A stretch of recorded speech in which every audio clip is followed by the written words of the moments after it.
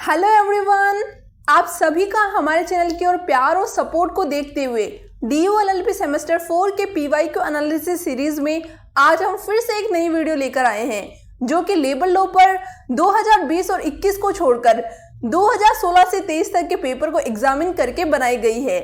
इस सीरीज का पहला महत्वपूर्ण टॉपिक ट्रेड यूनियन है, जिसमें ट्रेड यूनियन की डेफिनेशन और रजिस्ट्रेशन से क्वेश्चंस देखे गए हैं। इसमें ट्रेड यूनियन और वर्कमैन की डेफिनेशन इंपॉर्टेंट है। तो चलिए हम पहले ट्रेड यूनियन की डेफिनेशन देखें, जो कि ट्रेड यूनियन एक्ट में सेक्शन 2H में दी गई है। इसमें बताया गया है कि लोगों द्वारा बनाया गया कोई भी ऐसा कॉम्बिनेशन जिसका मकसद वर्कमैन और एम्प्लॉयर या वर्कमैन और वर्कमैन या एम्प्लॉयर और एम्प्लॉयर के बीच रिलेशंस रेगुलेट करना हो, या फिर किसी ट्रेड बिजनेस में रेस्ट्रिक्टिव कंडीशंस इंपोज करना हो। और इसी डेफिनेशन में दो या दो से ज्यादा ट्रेड यूनियन की फेडरेशन भी शामिल है। इस सेक्शन से संबंधित case Rangaswamy versus registrar of trade union है। ये 1962 का केस है। इसमें कोर्ट ने कुछ कंडीशंस बताई जो कि किसी ट्रेड यूनियन में होनी चाहिए। पहली कंडीशन में कोर्ट ने सेक्शन 2H में दिया गया टर्म कॉम्बिनेशन को एलाबोरेट किया और ये बताया कि कॉम्बिनेशन दो या दो से ज्यादा व्यक्तियों का होना चाहिए। दूसरी कंडीशन में कोर्ट ने बताया कि कॉम्बिनेशन का प्रिंसिपल ऑब्जेक्ट रिलेशंस रेगुलेट करना होना चाहिए, जैसा कि हमने डेफिनेशन में बताया। तीसरा कंडीशन कोर्ट ने बताई कि अगर कॉम्बिनेशन वर्कमैन का है तो जरूरी है कि वर्कमैन इंडस्ट्री में काम करते हो, और प्रेजेंट केस में राजभवन में काम कर रहे डोमेस्टिक हेल्पर्स, गार्डनर्स, मिस्त्रीज इंडस्ट्री में काम नहीं कर रहे हैं, इसलिए ये ट्रेड यूनियन फॉर्म नहीं कर सकते। दूसरी महत्वपूर्ण सेक्शन वर्कमैन की है, जो कि ट्रेड यूनियन एक्ट 1926 के सेक्शन 2G में दी गई है, जिसमें बताया गया है कि सभी व्यक्ति जो कि इंडस्ट्री में काम करते हो उन्हें वर्कमैन कहा जाता है। इससे संबंधित case the Tamil Nadu non gazetted government officers union versus the registrar of trade union है। यह भी 1962 का ही केस है, जिसमें कोर्ट ने कहा कि government officers trade union form नहीं कर सकते, क्योंकि ट्रेड यूनियन फॉर्म करने के लिए वर्कमैन का ट्रेड या फिर इंडस्ट्री में काम करना जरूरी है। इसी के साथ हमारे पहले टॉपिक में इंपॉर्टेंट डेफिनेशंस और केसेस कंप्लीट होते हैं। अब हम दूसरा महत्वपूर्ण टॉपिक देखते हैं, रजिस्टर्ड ट्रेड यूनियन को मिलने वाली इम्यूनिटी, जो कि ट्रेड यूनियन एक्ट 1926 के सेक्शन 17 और 18 में दी गई है। पहले हम सेक्शन 17 का ओवरव्यू ले लेते हैं, जो कि ट्रेड डिस्प्यूट के दौरान क्रिमिनल कॉन्स्पिरेसी से इम्यूनिटी देता है। इसमें बताया गया है कि रजिस्टर्ड ट्रेड यूनियन के मेंबर और हेड को क्रिमिनल कॉन्स्पिरेसी के लिए लायबल नहीं माना जाएगा अगर कोई भी कॉन्स्पिरेसी ट्रेड यूनियन एक्ट के सेक्शन 15 में दिए गए ऑब्जेक्ट्स को फुलफिल करने के लिए हुई हो। इससे संबंधित केस RS रूहीकर वर्सेस एम्परर है। ये 1935 का केस है। इसमें कोर्ट ने कहा था कि सेक्शन 17 सिर्फ क्रिमिनल कॉन्स्पिरेसी से ही इम्यूनिटी देता है, वो भी तब जब criminal conspiracy trade union act के सेक्शन 15 में स्पेसिफाइड ऑब्जेक्ट्स को फुलफिल करने के लिए की गई हो। लेकिन प्रेजेंट केस में अपीलेंट का ऑफेंस पिकेटिंग को अबेट करने का था, इसलिए सेक्शन 17 के अंडर उन्हें प्रोटेक्शन नहीं दी जा सकती। दूसरी इंपॉर्टेंट सेक्शन 18 है, जिसमें बताया गया है कि रजिस्टर्ड ट्रेड यूनियन के मेंबर और ऑफिसर्स के अगेंस्ट सर्टेन केसेस में सिविल कोर्ट में प्रोसीडिंग्स मेंटेनेबल नहीं होगी अगर इनका एक्ट ट्रेड डिस्प्यूट के फर्दरेंस में हुआ हो, जिनमें उन्होंने किसी अदर पर्सन को एम्प्लॉयमेंट का कॉन्ट्रैक्ट तोड़ने के लिए इंड्यूस किया हो, या फिर किसी और व्यक्ति के ट्रेड, बिजनेस या एम्प्लॉयमेंट में इंटरफेरेंस किया हो, या फिर किसी अदर पर्सन के कैपिटल को डिस्पोज करने के राइट में या लेबर में इंटरफेरेंस किया हो। इसमें ध्यान रखना कि उस डिस्प्यूट में ट्रेड यूनियन का मेंबर पार्टी होना जरूरी है। सेक्शन 18 क्लोज 2 में ट्रेड यूनियन के एजेंट द्वारा किए गए टोर्टियस एक्ट के अगेंस्ट ट्रेड यूनियन के मेंबर और ऑफिसर्स को सर्टेन कंडीशंस फुलफिल करने पर इम्यूनिटी दी जाती है। अब हमने सेक्शन 18 का ओवरव्यू ले लिया है। अब हम इससे संबंधित case Rohtas industries staff union versus state of Bihar देखते हैं। ये 1963 का केस है। इसमें कोर्ट ने ब्रिटिश डिस्प्यूट एक्ट के प्रोविजंस को रिफर करते हुए बताया कि इंडिया में भी सेक्शन 18 के अंडर ट्रेड यूनियन के मेंबर्स और ऑफिसर्स को सर्टेन केसेस में प्रोटेक्शन मिलती है, इररेस्पेक्टिव कि स्ट्राइक लीगल है या इलीगल।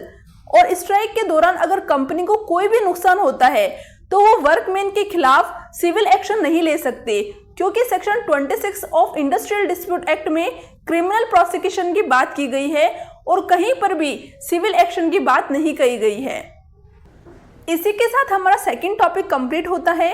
अगर सेशन अच्छा लग रहा हो तो सेशन को लाइक और चैनल को सब्सक्राइब करना ना भूलें, जिससे आपको आगे आने वाली अपडेट्स मिलती रहे। चलिए अब हम तीसरा महत्वपूर्ण टॉपिक देखें, जो कि इंडस्ट्री है। इसमें एजुकेशनल इंस्टीट्यूट, डिपार्टमेंट इत्यादि का नाम देकर पूछा जा सकता है कि क्या ये यूनिवर्सिटी, डिपार्टमेंट, इंडस्ट्री है, या फिर केस के फैक्ट्स देकर ट्रिपल टेस्ट इत्यादि के बारे में पूछा जा सकता है। इसमें पहले हम सेक्शन 2J का ओवरव्यू लेते हैं, जिसमें इंडस्ट्री की डेफिनेशन दी गई है। इसमें बताया गया है कि कोई भी ट्रेड, बिजनेस, अंडरटेकिंग, मैन्युफैक्चर या कॉलिंग ऑफ एम्प्लॉयर्स, और जिसमें कोई भी सर्विस, कॉलिंग, एम्प्लॉयमेंट, हैंडीक्राफ्ट या फिर इंडस्ट्रियल ऑक्यूपेशन या वर्कमैन द्वारा किया गया अवोकेशन शामिल है। इस डेफिनेशन से संबंधित पहला case Bangalore water supply and sewerage board versus A Rajappa है। ये 1978 का केस है। इसमें कोर्ट ने इंडस्ट्री के स्कोप को वाइड करते हुए ट्रिपल टेस्ट फॉर्मुलेट किया, जिसको फॉलो करने पर कोई भी यूनिवर्सिटी, डिपार्टमेंट इत्यादि की एक्टिविटी को इंडस्ट्री के स्कोप में शामिल कर दिया जाएगा। पहले टेस्ट में यह देखना होगा कि वो एक्टिविटी सिस्टमेटिक हो। दूसरा, उस एक्टिविटी में एम्प्लॉयर और एम्प्लॉय का कॉपरेशन हो। तीसरा, प्रोडक्शन या फिर गुड और सर्विसेज को डिस्ट्रीब्यूट ह्यूमन विशेष को सेटिस्फाई करने के लिए किया जाए। इसमें रिलीजियस और स्पिरिचुअल इच्छाएं शामिल नहीं हैं। आगे कोर्ट ने ट्रिपल टेस्ट के सर्टेन एक्सेप्शन भी बताए, जिसमें पहला है कैजुअल एक्टिविटीज, क्योंकि ये सिस्टमेटिक नहीं होती। दूसरा एक्सेप्शन सॉवरेन फंक्शन है, जिसमें maintenance of law and order आते हैं, जैसे कि जुडिशियल फंक्शन, लेजिस्लेटिव फंक्शन इत्यादि, ना कि अदर वेलफेयर एक्टिविटीज जो कि गवर्नमेंट या स्टैट्यूटरी बॉडी द्वारा रन की जाए। तीसरे एक्सेप्शन में सिंगल डॉक्टर या लॉयर इत्यादि आते हैं, जो कि सिर्फ एक व्यक्ति जैसे कि क्लर्क इत्यादि का सपोर्ट लेते हैं, क्योंकि ये ऑर्गेनाइज्ड लेबर नहीं है। फोर्थ एक्सेप्शन में सेल्फलेस चैरिटेबल एक्टिविटीज आती है, जो कि वॉलंटियर्स द्वारा चलती है, जिसमें लीगल एड क्लिनिक भी शामिल है।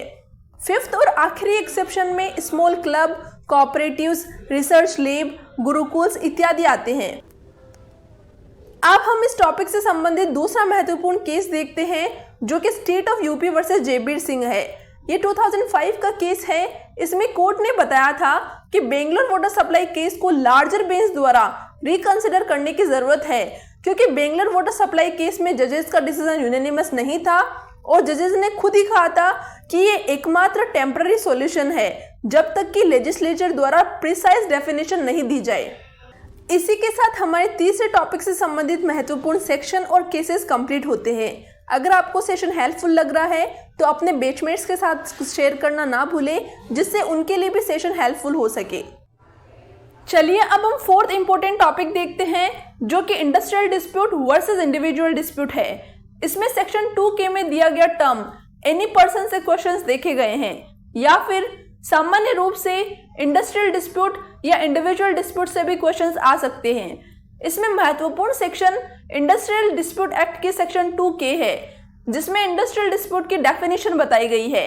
इसमें बताया गया है कोई भी डिस्प्यूट जो कि एम्प्लॉयर और एम्प्लॉई या एम्प्लॉयर और वर्कमैन या फिर वर्कमैन और वर्कमैन के बीच किसी भी पर्सन यानी कि एनी पर्सन के एम्प्लॉयमेंट या नॉन एम्प्लॉयमेंट या फिर एम्प्लॉयमेंट की टर्म कंडीशन से कनेक्टेड हो। यहाँ पर जो टर्म एनी पर्सन दिया गया है, इस टर्म को कोर्ट ने workman of Dimakuchi tea estate versus management of Dimakuchi tea estate में डिस्कस किया।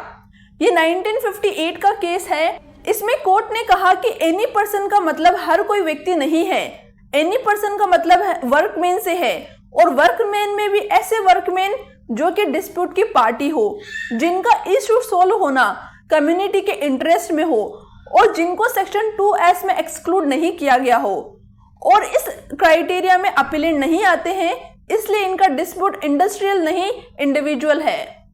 दूसरा महत्वपूर्ण case JS Jadhav versus Forbes Gokak limited है। यह 2005 का केस है। इसमें कोर्ट ने 2 कंडीशंस बताई जिनसे इंडिविजुअल डिस्प्यूट को इंडस्ट्रियल डिस्प्यूट बनाया जा सकता है। पहली कंडीशन, वो इंडिविजुअल डिस्प्यूट वर्कमैन के एम्प्लॉयमेंट या नॉन एम्प्लॉयमेंट से रिलेटेड हो। दूसरी कंडीशन, उस इंडिविजुअल डिस्प्यूट को सब्सटैंशियल नंबर ऑफ वर्कमैन द्वारा सपोर्ट किया जा रहा हो, या फिर ऐसे यूनियन द्वारा जिनका मेंबर वो एग्रीड वर्कमैन है। इस टॉपिक से संबंधित तीसरा case municipal corporation of Delhi versus female worker है, जिसमें कोर्ट ने बताया कि म्युनिसिपल कॉर्पोरेशन में टेम्पररी रूप में काम कर रही महिला यानी कि मास्टर रोल वर्कर वर्कमैन की कैटेगरी में इंक्लूड है, क्योंकि कई सारे केसेस में म्युनिसिपैलिटी को इंडस्ट्री के कैटेगरी में इन्वॉल्व किया गया है और प्रेजेंट केस में म्युनिसिपल कॉर्पोरेशन कंस्ट्रक्शन वर्क में भी इन्वॉल्व है, जो कि इंडस्ट्री की डेफिनेशन में कवर होता है। और कोर्ट ने इस केस में लैंडमार्क डिसीजन सुनाते हुए कहा कि इंडस्ट्रियल लॉ का सोशल जस्टिस इंटीग्रल पार्ट है, इसलिए कोई महिला वर्कमैन की कैटेगरी में आए या नहीं आए, उन्हें मैटरनिटी लीव मिलेगी। इसी के साथ हमारे 4 इंपॉर्टेंट टॉपिक्स कंप्लीट होते हैं। आप कमेंट बॉक्स में जरूर बताइए कि आपको सेशन कैसा लग रहा है।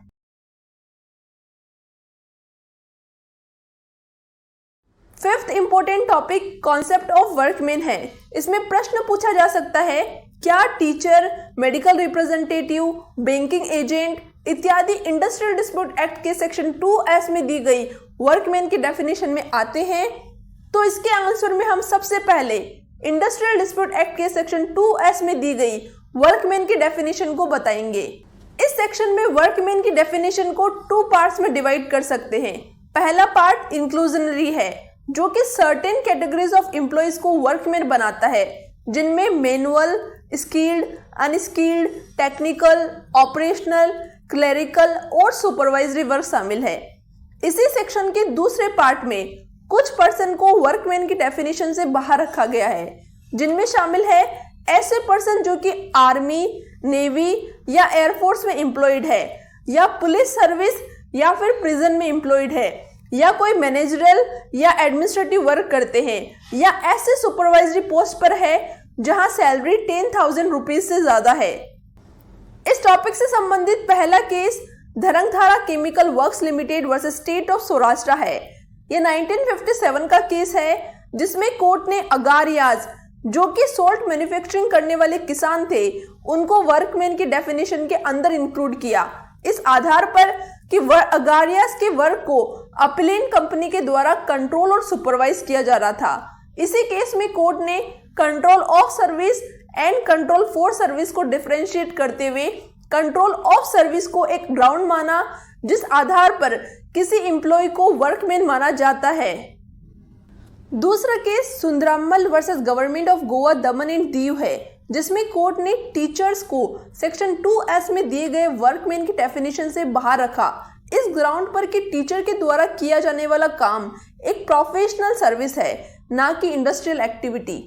इन केसेस का हमने डिटेल्ड वीडियो बना रखा है, आप एक बार जरूर देखिए, जिससे आपका कंटेंट भी इनरिच होगा। केसेस का लिंक कमेंट बॉक्स में मिल जाएगा। तीसरा केस HR अध्यानथाया वर्सेस संतोष लिमिटेड है। ये 1994 का केस है, जिसमें कोर्ट ने सेल्स पर्सन और मेडिकल रिप्रेजेंटेटिव को इंडस्ट्रियल डिस्प्यूट एक्ट में दिए गए वर्कमैन की डेफिनेशन से बाहर कर दिया। इसी केस में कोर्ट ने यह भी बताया था कि सेक्शन 2S में दी गई एक्सेप्शनल कैटेगरी से बाहर होना किसी एम्प्लॉय को वर्कमैन नहीं बनाती, बल्कि एक्सेप्शन से बाहर होने के साथ साथ उस सेक्शन में दिए गए वर्कमैन की कैटेगरी जैसे कि मैनुअल, अनस्किल्ड, स्किल्ड, टेक्निकल इत्यादि में शामिल होना जरूरी है। इसी के साथ हमारे 5 महत्वपूर्ण टॉपिक कंप्लीट होते हैं। हमें उम्मीद है इनसे आपको एग्जाम्स में क्वेश्चंस मिल जाएंगे। लेकिन topic 4 industrial versus individual dispute से कभी कभी 10 मार्क्स का क्वेश्चन भी आ जाता है। तो हमारा last safe zone question strike पर आधारित है और ये कंपैरेटिवली दूसरे टॉपिक से छोटा और हमें आसानी से समझ आ जाएगा। इस टॉपिक से रिलेटेड क्वेश्चंस हमें बेसिकली स्ट्राइक के लीगैलिटी और इलीगैलिटी पर बेस्ड मिलेंगे। तो सबसे पहले हम इंडस्ट्रियल डिस्प्यूट एक्ट के सेक्शन 2 क्लोज्ड क्यू में दिए गए स्ट्राइक की डेफिनेशन को देखेंगे, जिसमें बताया गया है कि किसी भी इंडस्ट्री से एम्प्लॉयड बॉडी ऑफ पर्संस के द्वारा काम को बंद करना या काम करने से मना करना स्ट्राइक कहलाता है। सेक्शन 24 क्लोज 1 में इलीगल स्ट्राइक की बात की गई है, जिसमें बताया गया है कि सेक्शन 22 और 23 में दी गई कंडीशंस को फॉलो ना करने पर स्ट्राइक को इलीगल माना जाएगा। अब इन टॉपिक से रिलेटेड केसेस को देखते हैं। पहला केस है management of Chandramalai estate versus its workman. ये 1960 का केस है जिसमें सुप्रीम कोर्ट ने रेस्पोंडेंट द्वारा किया गया स्ट्राइक को अनजस्टिफाइड डिक्लेयर किया। इस ग्राउंड पर कि कॉन्सिलेशन एफर्ट्स के फेल होने के बाद रेस्पोंडेंट यूनियन को अपने डिस्प्यूट को इंडस्ट्रियल ट्राइब्यूनल को रिफर करने के लिए गवर्नमेंट को रिक्वेस्ट करना चाहिए था। साथ ही कोर्ट यूनियन के डिमांड्स को ऑब्जर्व करती है कि वो अर्जेंट नेचर का नहीं था जिसके लिए उनको इतना जल्दी स्ट्राइक करने की जरूरत थी। इस टॉपिक से रिलेटेड दूसरा केस सिंडिकेट बैंक वर्सेस के उमेश नायक है। ये 1964 का केस है जहां कोर्ट सिंडिकेट बैंक के अपील को अलाउ कर देती है और ये ऑब्जर्व करती है कि वर्कमैन को स्ट्राइक के दौरान का वेजेस सिर्फ तभी मिलेगा जब उनका स्ट्राइक लीगल और जस्टिफाइड दोनों ही हो। साथ ही कोर्ट ये भी कहती है कि किसी स्ट्राइक की लीगैलिटी और जस्टिफिकेशन को डिसाइड करने का हक सिर्फ इंडस्ट्रियल ट्राइब्यूनल को है, ना कि किसी अदर कोर्ट को। आगे कोर्ट ये भी बताती है कि कोई स्ट्राइक जस्टिफाइड है या नहीं। इसको चेक करने का सबसे प्रोमिनेंट कंसिडरेशन ये चेक करना है कि क्या उस डिस्प्यूट का सॉल्यूशन इतना अर्जेंट नीड है कि वो एक्ट में दिए गए प्रोसीजर को फॉलो करके एक्टिव नहीं किया जा सकता। इस टॉपिक से रिलेटेड एक last case SRP mills limited versus PO labour court है। ये 2008 का केस है जहां कोर्ट ने सेक्शन 22 के सबसेक्शन 1 के क्लोज बी में दिया गया वर्ड सच पीरियड को इंटरप्रेट करते हुए विद इन वीक्स बताया। इसी के साथ हमारा ये सब्जेक्ट भी क्लियर हो गया। उम्मीद करते हैं जो इम्पोर्टेंट टॉपिक्स हमने आपको बताया इनसे क्वेश्चंस आपको एग्जाम में मिल जाएंगे। हम आपको ये भी बता दें कि इन केसेस की डिटेल्ड समरीज भी अवेलेबल है इसी चैनल पर, जिनका आपको लिंक कमेंट बॉक्स में मिल जाएगा। आप उनको एक बार ज़रूर देखिए अपने कंटेंट को इनरिच करने के लिए। और अगर आपको सेशन अच्छा लगा तो चैनल को सब्सक्राइब और सेशन को लाइक और शेयर करना ना भूलें। Thank you and all the best for your exam.